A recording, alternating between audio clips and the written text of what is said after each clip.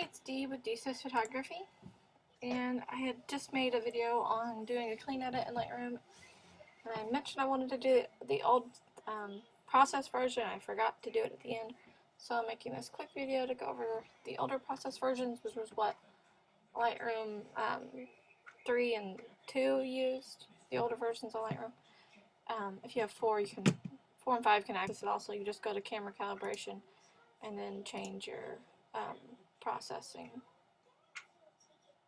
2010 or 2003, but 2010 is what I'm going to use, which is Lightroom 3 and 2.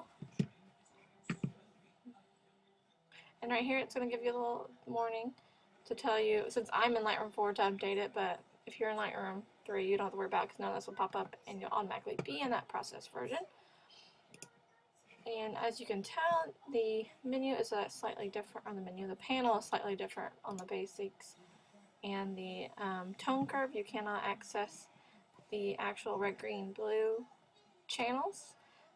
Our curves, you can only do an overall curve, which kind of limits on the any type of creative coloring, extra creative coloring, because you can still do it a little bit in split toning. Everything else is pretty much the same on the panels. So what we're going to start with is find the white balance, same as the older versions. Grab your dropper and then run it over a neutral color, and you'll see over here as it changes. And I just use, I say it's pretty much, it was a little bit cool, but it's pretty much close to the color in real life. So once I have my white balance set, you can adjust your exposure right here. If you need to go a little brighter, a little darker. Exposure was right on this one, or it's exactly what I want it to look like, which is important.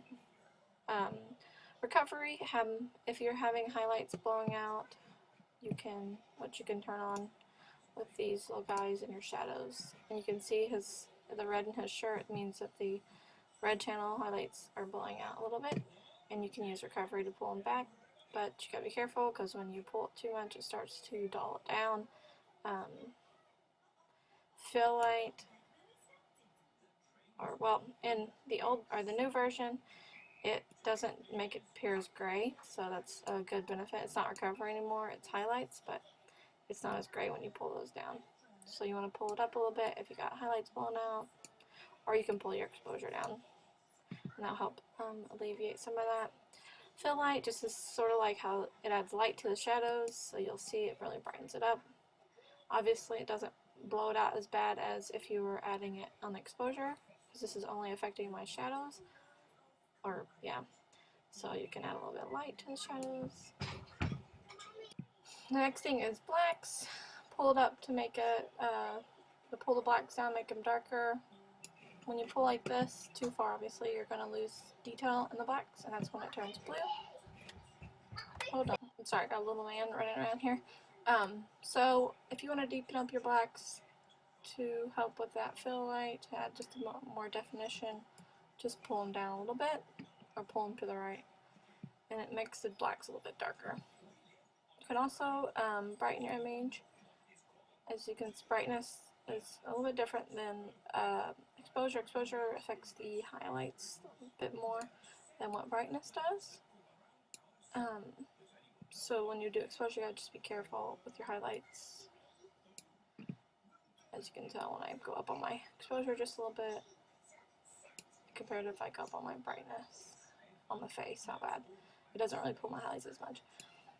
Contrast, you can, if you want more contrast, or if you want to pull it down, you can go down negative, you can go all the way to 100, so it's personal preference on contrast. Clarity, same. Clarity, vibrance, and saturation don't change from this version to the next. They're all the same. Vibrance doesn't really affect skin tones as much compared to saturation. Really, saturation makes your skin look oranger, so you gotta be careful with that one. Tone curve, same thing.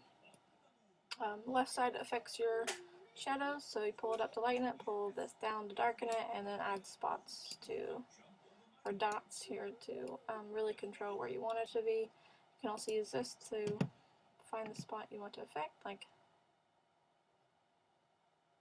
shadow of his jeans, and that was the spot I actually had selected. And then you can click this, maybe, as you see when it actually chooses it, you can see the dots over towards the highlight because this is the lighter area of the face.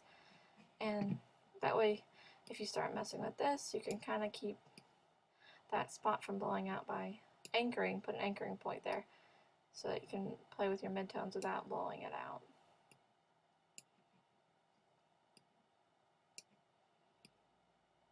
And just, the best thing is to play with curves and figure out that's not something I wanted there. What style you're going for. If I wanted matte, I'll do it like that. Flatten it. Go down here and hit different contrast, medium, strong.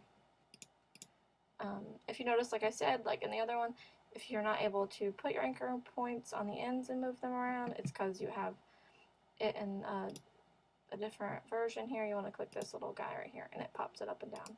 And this gives you more leeway to control everything.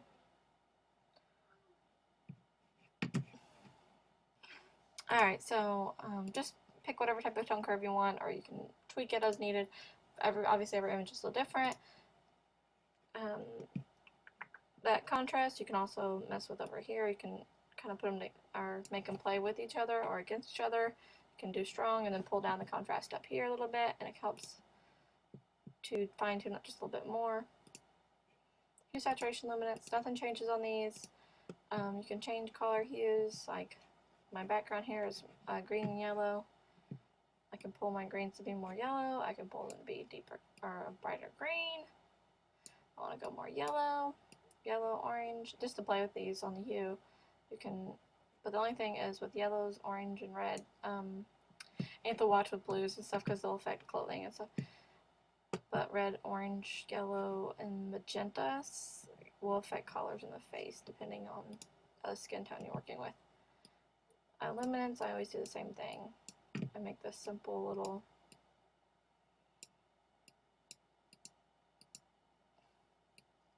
this is the same shape I use almost all the time for especially clean edits. That's actually a little too bright for me.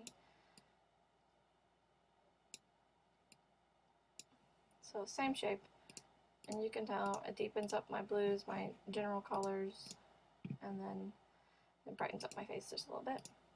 Split toning works the same as in the newer versions. You can add color tones. I usually only add a warm tone to the highlights because cool tones generally look weird depending on the image, so I'll add a warm shadow. You can add different tonings. This is where you can play with your color toning and have fun with that.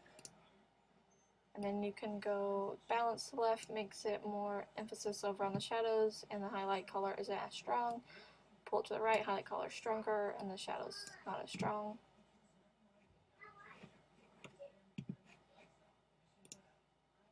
Detail is sharpening. All the other stuff is the exact same, so you can watch the other video. I just wanted to go over mainly the basic part because that's the biggest difference, and the tone curve because you don't get as much control with your tone curve. And the other thing I forgot to mention is that editing a JPEG image compared to a RAW image is completely different, which is why I don't like to make presets for older versions anymore, because I had to make a new version preset plus 2 different versions for the older ones for RAW and for JPEG images. So it's just extra steps that you'll have to do if you can. So you can't, like, when you edit in the new versions, because of the way that it's set up, that I can sync my preset to do it on all my images, no matter what it's JPEG or RAW, it's going to affect them the same way. And I'll show you in a second. I can't remember if I have any RAW images saved. Let me save this as a random preset. We'll call it example. Create. I don't ever do a white balance exposure. Okay, so hit create. Now under examples, I go this random preset, not a name on it, and let me go find a raw image really quick. And you'll see how it affects my raw image compared to that image. It is super dull, and it really does nothing, so I'd have to really go in and tweak it. I cannot remember if she has anything that's white on. I don't even remember if this is white actually.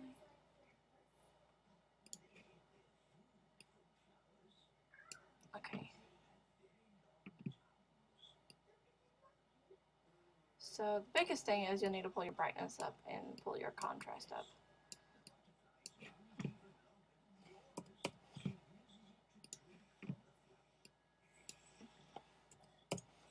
So there's before, after, and we'll save this as a random monitor example. Alright, so this would be a JPEG version. This would be a RAW version. And let me go grab that one. And you can see this is the JPEG, and if I click a RAW, it's going to brighten up so much more. Because of the way it's set up, the process RAWs differently than it processes JPEGs. That's why I recommend you upgrade to the newer versions, because they're so much easier to use. But that's basically going over everything on the panel here, and then you can, obviously all this stuff is just extra steps you can add in there. Hopefully that's helpful to you guys. Thank you.